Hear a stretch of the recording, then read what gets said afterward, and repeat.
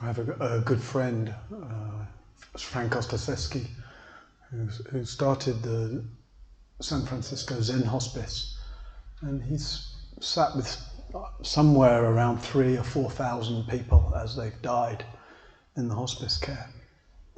And so he's somebody who spent an unusual amount of time, but also who's given an unusual amount of real attention to death, to people dying in his care, and in that very direct and accompanying contact with them in their time of death. He's written a very good book about that, which maybe some of you know. It's called The 5 Invitations. And Frank has a couple of nice pithy phrases about death, which I like. One of them is, practice while you can. You'll need it when you can't. And then he goes on with that reflection that, if you're imagining that as death approaches, that you'll have the physical strength, the emotional stability, and the mental clarity to do the work of a lifetime, is a tremendous gamble.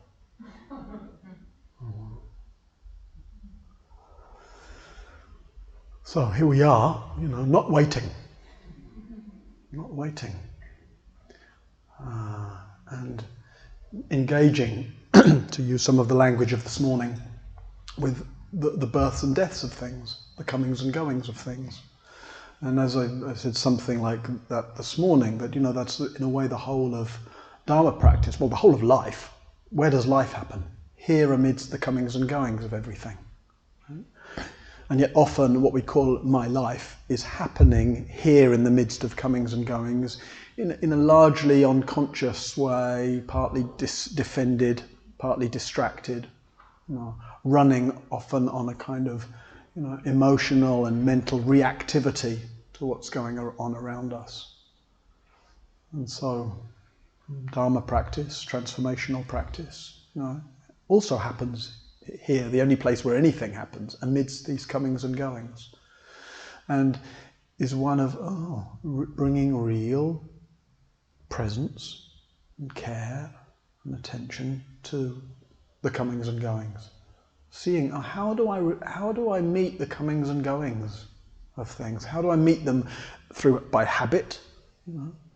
What kinds of reactivity or fear or impetuousness or neurosis or greed or defense or denial do I bring to the comings and goings of things?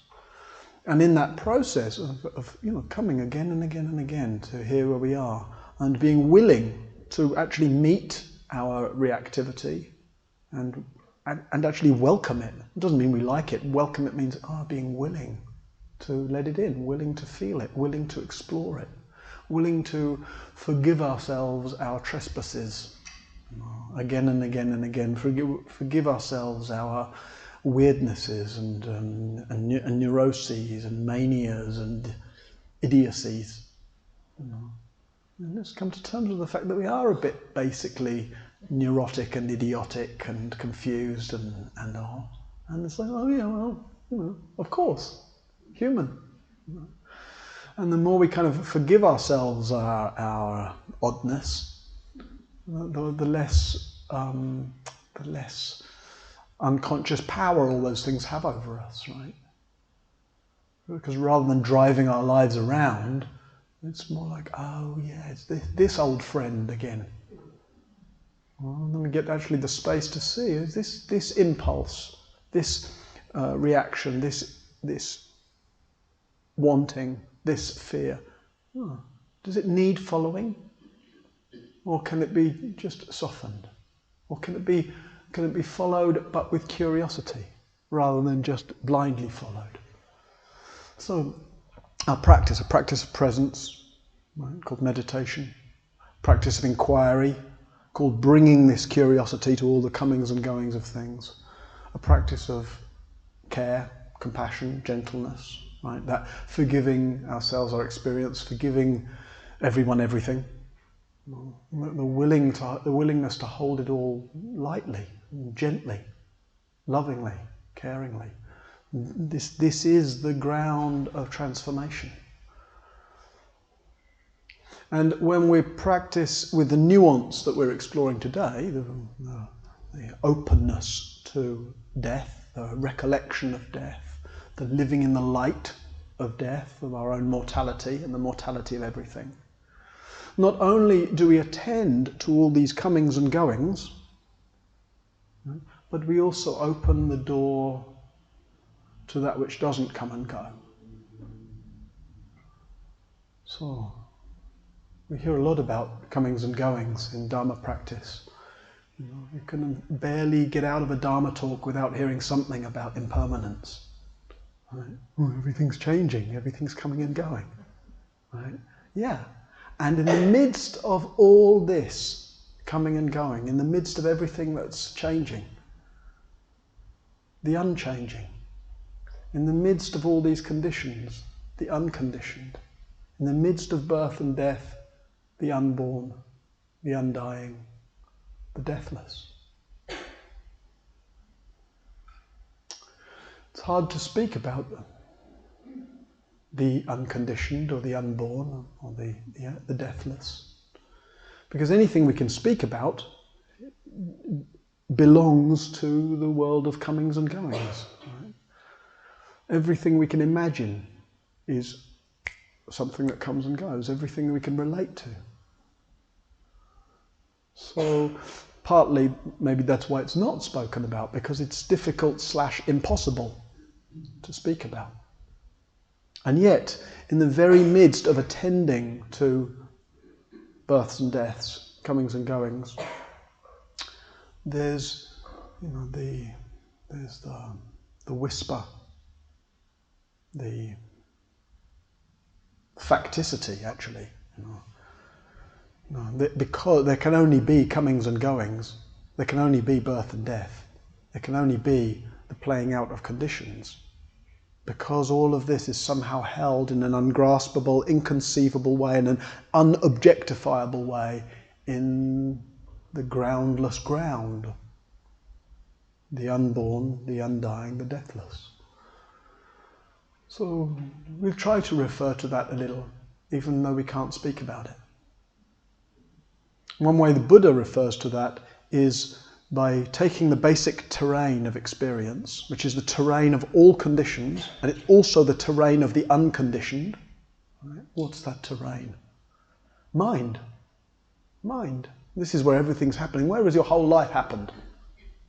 Here. Right?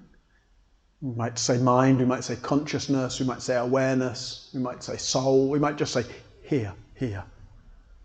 Here is where you've always been. Here is the only place you can be. So we say, I came to Collet House, did some meditation, and I went for lunch. So we have a world of heres and theres, right? A world of comings and goings. And yet, whether you're here at Collet House or here at home or here having lunch, the here-ness of your experience is always and only where everything's happening. Where you actually live is in this sphere of immediate experience, which we might call mind. And whether the sphere of immediate experience, that doesn't just mean the here and now. Right? No, it includes, of course, past and future. But where do past and future happen? In the sphere of immediate experience. Right? If I say yesterday, you don't go to yesterday, you don't vanish and appear yesterday. No, you just have a thought, a memory, an image of yesterday that is here in the immediate theatre of experience. Right? So it's like, mind. Chintamaya, mind only. It's one of the phrases in the tradition. Right?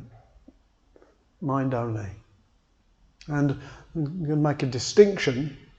And we just look at this terrain of experience between what we can call mind objects and mind essence. Okay, mind objects and mind essence. So all the world of comings and goings is the world of mind objects.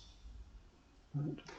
What we could call, what the Buddha calls material objects, rupa dhatu, right? Form, so object, something that we can recognize as an object because we can touch it, we can see it, we can identify it. Right? And it has its coming and going. It has its, whether it appears right now, you weren't aware of that a minute ago, this cup, right? But then I lift it up and speak about it, and it appears in the realm of experience. It has its arising as an object.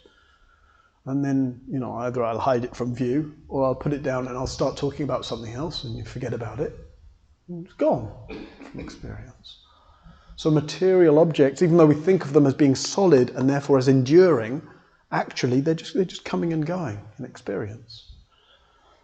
And then immaterial mind objects, arupa dhatu, so thoughts, feelings, memories,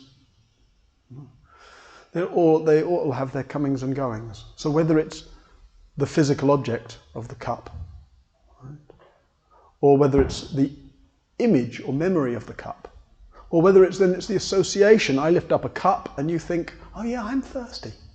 Right? The experience of thirst, that's not a material object, but it's a mind object, right? The experience of thirst that appears and then it's felt for some time and then you forget about it, or you have a drink of water and you're not thirsty, etc. So everything we can point to in the realm of experience is a mind object, right? Either something that we might externally grasp onto as being what we normally in everyday language call an object, a thing, or an immaterial object, like I say, impressions, thoughts, feelings, etc. So all of that's the world of mind objects, or we could say all of that's the world of conditions, all of that's the world of birth and death, all of that's the world of coming and going. And then mind essence. Oh, what's mind essence? Again, the Buddha uses two terms, so rupa dhatu and arupa dhatu. Dhatu means like element. So the material elements of experience and the immaterial elements of experience. And then for mind essence, the two words he uses are nirodha dhatu. Nirodha means cessation. Right? Cessation, it's a good word for death. Cessation, stopping, annihilation. It doesn't mean not quite annihilation, but so what does that mean? Nirodha dhatu, the element into which everything ceases. When we were exploring the belly earlier, and that sense of deep space, open space, vast space, dark space. You can think of the Nirodha Dhatu as like a black hole. Experientially, that sense that we allow the comings and goings, that sense of everything kind of collapses into, or dissolves into, or rests into, right, or ceases into a kind of ungraspable. It's very interesting, the relationship between consciousness and sort of space, outer space and inner space. Because a lot of the imagery and even the descriptions are the same. There's a kind of, they're actually the same substance. The infinity of what we call outer space, right? The infinity of it, the non-conceptualness of it, like the idea that the universe goes on forever. It's like the way that's inconceivable, the way it has that kind of sense of vast, endless blackness, and yet luminous with light, stars, etc., like we were saying this morning. And as we really explore the kind of the sense of mind essence, we might say, a lot of that same imagery or felt sense comes alive, the sense of consciousness as infinite. So what we call outer space is infinity, like that, going that way. And what we call inner space, consciousness, is infinity, going this way. And so interesting that there are these things called black holes, apparently, which nobody understands, right? Like we know that there are something out there called a black hole and that everything collapses into it. but it has some sort of time-bending, light-bending, matter-bending, reality-bending properties that nobody understands. Well, so does Nirodha Dhatu, right? Have these kind of reality-bending properties that we can't understand. But good news is we can't go out there to black holes, but we can come in here. Inner space is much more accessible than outer space. You don't need a rocket, right? Or maybe the rocket that you need is the rocket of your practice. So yes, the Nirodha Dhatu. It's one of the words for mind essence, that into which everything is kind of swallowed, that into which everything dies, that into which everything is extinguished. And then the other term is Nibbana Dhatu, right? Nibbana means peace. Like a kind of, but more than peace, Nibbana means like complete, liberating, free peace. So this is the terrain of our practice, the comings and goings of mind objects. And yet, in the midst of their comings and goings, somehow, you can't turn our attention really to that which doesn't come and go. And yet, in the midst of the comings and goings, we somehow start to infer, while birth and death is happening, while everything is changing, what is unchanging? While mind objects appear and disappear, what neither appears nor disappears? What is mind essence? What's unborn and undying? This terrain of our experience doesn't actually come and go. It's always here. Right? When did it begin, this being conscious? It's beginningless, isn't it? I mean, you can have a story, a mind object can appear and say, well, I was born in 1972, and then a couple of years after that I had a memory, and since then I've been conscious. That's a mind object, that comes and goes, that story. So when I say the deathless, maybe this is helpful, I'm not speaking ontologically. Actually, I'm not speaking ontologically, but I'm not speaking ontologically. What I mean by that is, I'm not trying to establish some external burden of proof that there is something that's beginningless and endless. I'm speaking experientially, because that's where life is. That's what life is most reducible to. Our scientific materialist model tries to reduce the building blocks of reality to atoms, and then, that's not enough, we've got to go find our neurons and protons, and then beyond them something else, smaller and smaller, as if we find what we can really reduce things down to. But the fundamental component of reality is not material. The fundamental component of reality is experience. So experientially, at least here's the suggestion, right? Experientially, mind essence, just the very availability we have to mind objects, this terrain of having in which experience surges and fades, takes birth and dies. This mind essence itself doesn't start and stop, doesn't begin and end, doesn't come and go, doesn't change. It's like this from the beginning, the beginningless beginning. So here's these changing thoughts, here are these changing sensations, here are these changing mind states.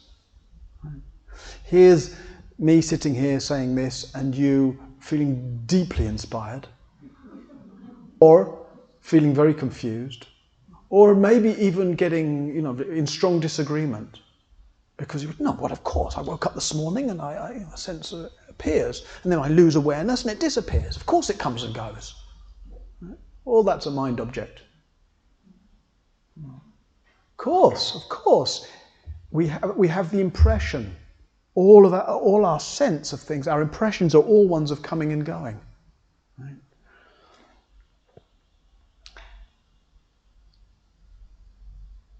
Or we say, well, this is maybe the more usual stance, the stance of the world. What is it that doesn't come and go? It's me.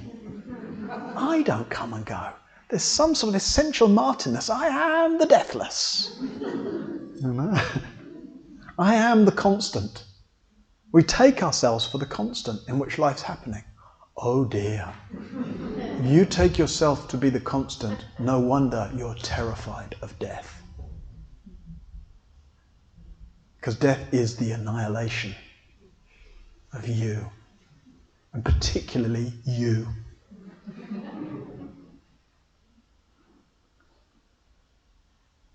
And yet we don't know what else could be a constant. Because the inferred constant is self, me. And when we pay close attention, we start to see that despite that inferred constant, actually the sense of what I call me, what seems to be a constant, is different. It's changed. Sometimes I feel like this, sometimes I feel like that. Sometimes I feel old, sometimes I feel young. Sometimes I feel happy, sometimes I feel sad. Very unreliable. Or we allow a practice in which we just let our thoughts fade, like we were doing this morning, and we're confronted with the fact that without the thought of me, there's nothing I can find to land on that sense of me. All the things I land on that infer the constant, me as thought, me as feeling, me as body, they're all fizzing and dancing, arising and passing. And yet, when we give away that constant, or when we lose faith, or when we see through self as the constant, then all we find are comings and goings. And there's a kind of beautiful, radical, important truthfulness to that. And yet, the invitation of Maranasati particularly, attending to not just the psychological, what it is that comes and goes and how I feel about it, but just comings and goings, comings and goings, comings and goings. In the midst of that, this opportunity to somehow turn the light of awareness around. So that in the midst of the comings and goings, we have an opportunity to abide in or abide as